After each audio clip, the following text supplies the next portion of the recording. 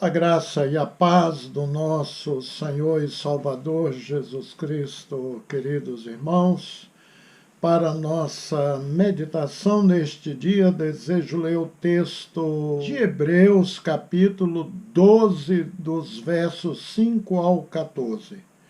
Vocês se esqueceram da palavra de ânimo que ele lhes dirige como a filhos. Meu filho, não despreze a disciplina do Senhor, nem se magoe com a sua repreensão, pois o Senhor disciplina quem ama e castiga todo aquele a quem aceita como filho. Suportem as dificuldades, recebendo-as como disciplina. Deus os trata como filho. Pois qual filho que não é disciplinado por seu pai? Se vocês não são disciplinados e a disciplina é para todos os filhos, então vocês não são filhos legítimos, mas sim ilegítimos. Além disso, tínhamos pais humanos que nos disciplinavam e nós os respeitávamos. Quanto mais devemos submeter-nos ao Pai dos Espíritos para assim vivermos? Nossos pais nos disciplinavam por curto período, segundo lhes parecia melhor, mas Deus nos disciplina para o nosso bem, para que participemos da sua santidade. Nenhuma disciplina parece ser motivo de alegria no momento, mas sim de tristeza. Mais tarde, porém, produz fruto de justiça e paz para aqueles que por ela foram exercitados. Portanto, fortaleçam as mãos enfraquecidas e os joelhos vacilantes. Façam caminhos retos para os seus pés, para que o manco não se desvie, mas antes seja curado. Esforcem-se para viver em paz com todos e para serem santos. Sem santidade, ninguém verá o Senhor. Na leitura do Novo Testamento, especialmente nos Evangelhos, vemos que a palavra obediência definia perfeitamente a pessoa do Salvador Jesus Cristo. Sim, foi obediente e obediente até a cruz. O apóstolo Paulo, em Filipenses 2:8, revela isso. E, achado na forma de homem, humilhou-se a si mesmo, tornando-se obediente até a morte e morte de cruz. Jesus até poderia ter recuado de sua missão de salvar a humanidade, deixando-a entregue à própria sorte, mas não recuou daquilo que já sabia ter sido determinado pelo Pai. Ele não poderia se rebelar contra as orientações de seu Pai. Tinha que ir resolutamente até a cruz do Calvário. Todos nós dependíamos disso, senão não teríamos como nos salvar, isso é certo. Antes de começar seu ministério terreno, logo depois do seu batismo nas águas por João Batista, revela-nos os evangelhos que o diabo até tentou dissuadi-lo disso nos 40 dias de tentação no deserto. Entretanto, com autoridade, Jesus o expulsou, vencendo-o definitivamente.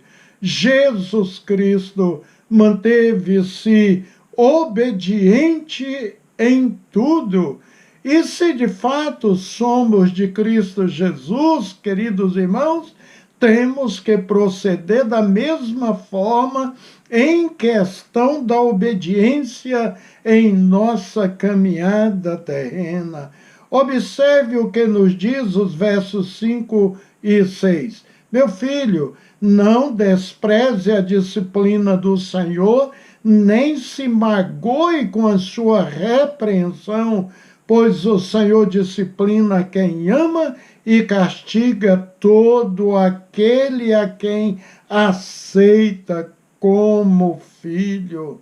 Para quem aceita a Bíblia como única regra de prática e fé, sabe-se que todas as existências visíveis e invisíveis aos olhos são criaturas de Deus, ou melhor, são criadas por Deus.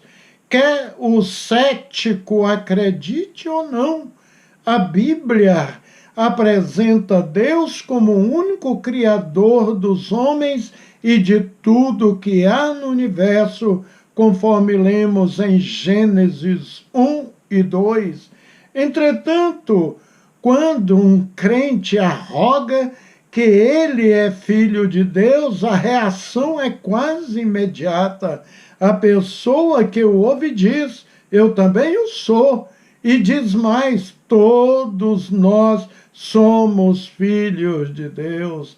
Entretanto, meus queridos, não é bem assim. Para chegar à condição, à qualidade de ser filho, é necessário algo que a Bíblia chama de nascer de novo, ou novo nascimento. Precisa se arrepender de seus pecados e deixá-los definitivamente. Precisa mormente crer no Senhor Jesus Cristo. Observe a leitura de João 1, versículo 12 e 13. Mas a todos os que o receberam, aqueles que creem no seu nome, deu-lhes o poder de serem feitos filhos de Deus, filhos nascidos não do sangue, nem da vontade do homem, mas de Deus. E o apóstolo Paulo disse em Romanos 8,14 assim, porque todos os que são guiados pelo Espírito de Deus são filhos de Deus. Portanto, para ser filho de Deus, precisa também ser dirigido, ser guiado por Deus, pelo Espírito Santo. Também o apóstolo João disse, vejam como é grande o amor que o Pai nos concedeu, que fôssemos chamados filhos de Deus, o que de fato somos. Por isso o mundo não nos conhece, porque não o conheceu. 1 João 3, versículo 1. É notório que é grande a diferença entre ser uma criatura de Deus para ser um filho de Deus. Tudo e todos são indistintamente criaturas de Deus, mas para ser filhos de Deus é necessário nascer de cima, entrar na aliança com Cristo Jesus. Assim você se torna um salvo, um justificado, um justo. O apóstolo Pedro, quando interrogado sobre a questão de acesso do ser humano a Deus, ele respondeu assim, não há salvação em nenhum outro, pois debaixo do céu não há nenhum outro nome dado aos homens pelo qual devamos ser salvos. Você pode, querido amigo, deixar de ser apenas uma criatura de Deus para tornar-se filho de Deus. Basta aceitar Jesus Cristo como Senhor e Salvador de sua vida. Então, explicado a diferença entre criatura e filho de Deus, É importante dizer que o crente em Cristo, na qualidade de filho agora, ele deve viver na obediência ao Pai Celeste e à sua bendita palavra. Da mesma forma que para um pai terreno os filhos devem obediência, assim também para nosso Pai Celestial devemos tê-la muito mais ainda.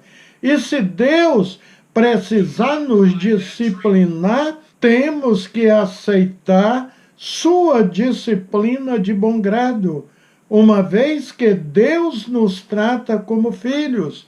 Pois qual filho que não é disciplinado por seu pai?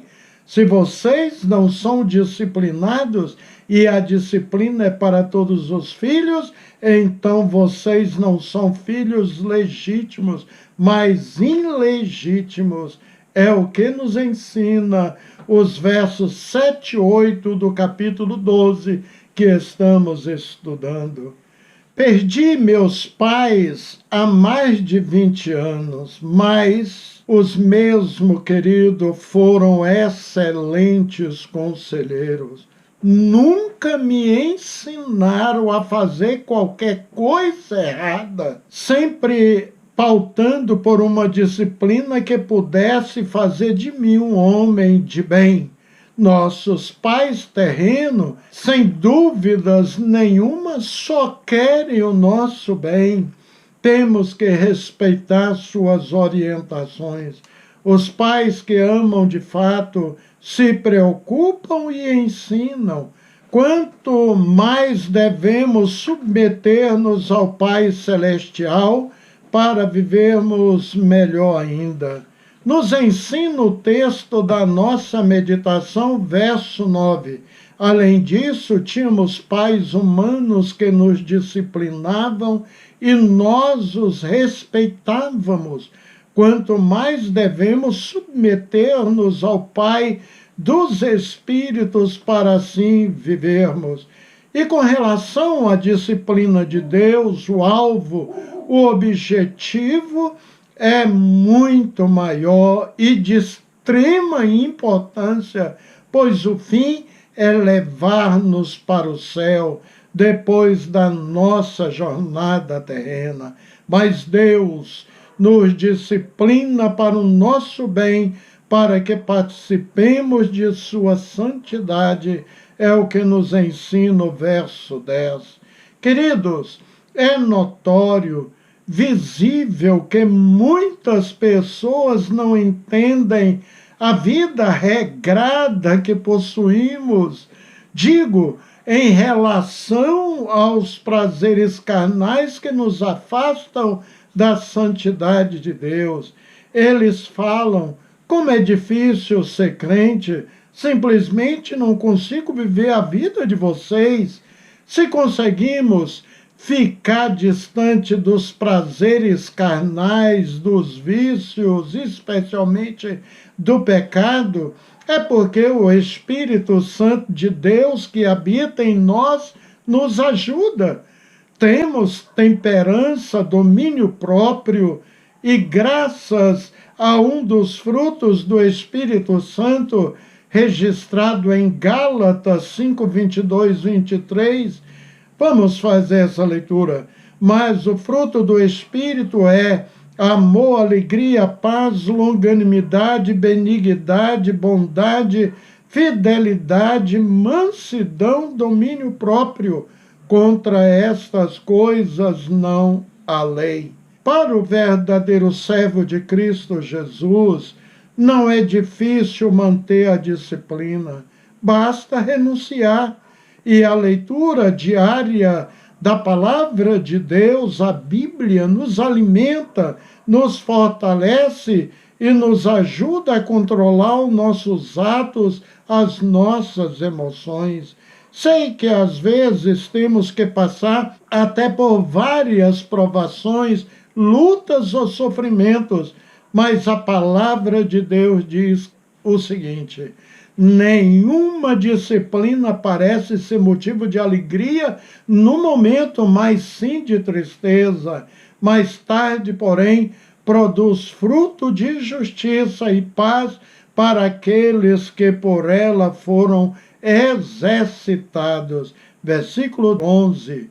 E nos versos 12 a 14 do texto que estamos estudando, Hebreus 12, nos dá esta palavra de ânimo.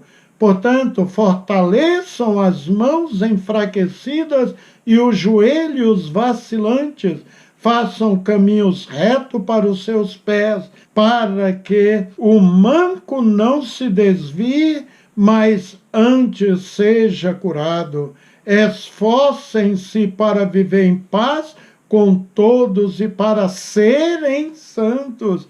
Sem santidade nenhuma você verá o Senhor. Então, observar o que eu falei há pouco, nós renunciamos. Então, a vida de um cristão é de renúncia. Ele sabe que precisa ser santo, se esforçar, como diz, esforcem-se para viver em paz com todos e para serem santos. Sem santidade ninguém verá o Senhor. O certo cristão, crente em Cristo Jesus, é que não podemos mais ser escravo daquilo que fomos libertos. Jesus Cristo nos libertou do poder do império das trevas e do poder do pecado sobre nós. Em Cristo recebemos toda a plenitude da graça e morremos com Cristo para os rudimentos do mundo e fomos ressuscitados com o próprio Cristo para a salvação eterna. Como disse o apóstolo Paulo, fui crucificado com Cristo, assim já não sou eu quem vive, mas Cristo vive em mim. E a vida que agora vivo no corpo, vivo pela fé no Filho de Deus, que me amou e se entregou por mim. Você, crente em Cristo, pode dizer assim também? Amém? Vamos encerrar com uma oração. Louvamos-te, maravilhoso Deus, o teu Espírito Santo, que faz de nós templo, morada, nos ajuda a vivermos sujeitos debaixo da disciplina do Senhor. Por isso podemos, aleluia, ter vitória sobre o pecado e especialmente sobre o inimigo da nossa alma, que é Satanás. Obrigado, portanto, Senhor, por esta vitória em Cristo, em nome de quem oro com gratidão. Amém. Queridos, Deus abençoe ricamente o seu lar e até a próxima com a graça de Deus.